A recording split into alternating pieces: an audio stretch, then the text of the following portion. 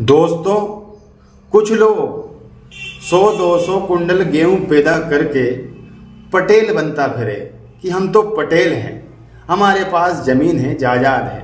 अच्छी बात है, होना भी चाहिए। उनकी बेटी की सगाई करने कहीं जाते हैं तो जमीन ढूंढते हैं बहुत, और जिसके पास जमीन है, लड़का अच्छा है, नौकरी है, तो सगाई कर देते हैं। अब बेटा तो नौकरी कर रहा है, अब गेहूं काटे कौन काटे, धान काटे कौन काटे। उनकी बेटी अगर एक दिन खेत में चली जाए, पटेल ऐसा करता है कि मेरी बेटी खेत में गई, मेरी बेटी ने गेहूं काटे, मेरी बेटी धान काट रही है।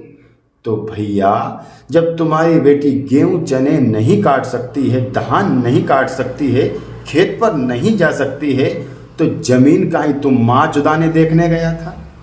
किसी गरीब को तुमने तुम्हारी बेटी को क्यों नहीं दिया?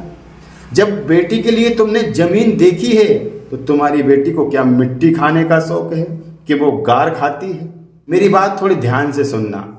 200-500 कुंडल गेहूं पैदा करके 2-4 ट्रैक्टर किसत से लेके एक आध जीप मीप किसत से ले ली तो तुम पटेल हो? अभी मुकेश अंबानी के बेटे की सगाई हुई। अनंत अंबानी की सगाई में अनंत अंबानी ने रुपए खर्च किए। अगर तुम्हारे जैसे पटेल हो और तुम इतने बड़े बन जाओ तो आप तो दुनिया की माँ चोद दो। हेलीकॉप्टर में बैठ के गरीब के माथा पे रोटी फेंको तुम, क्योंकि तुम्हारे अंदर तो बहुत घमंड है, तुम पटेल हो।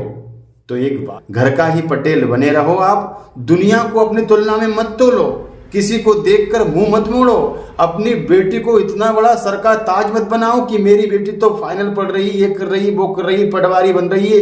ये सबको मालूम है कि तुम्हारी बेटी किसकी बुलेट पर घूम रही है।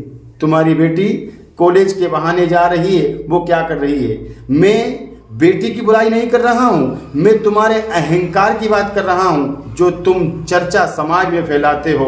तुम खुद की गिलवान में झांको कि तुम कैसे हो, तुम्हारा घर कैसा है। तुम पटेल हो तो पटेल तुम घर के ही बने रहो, बस।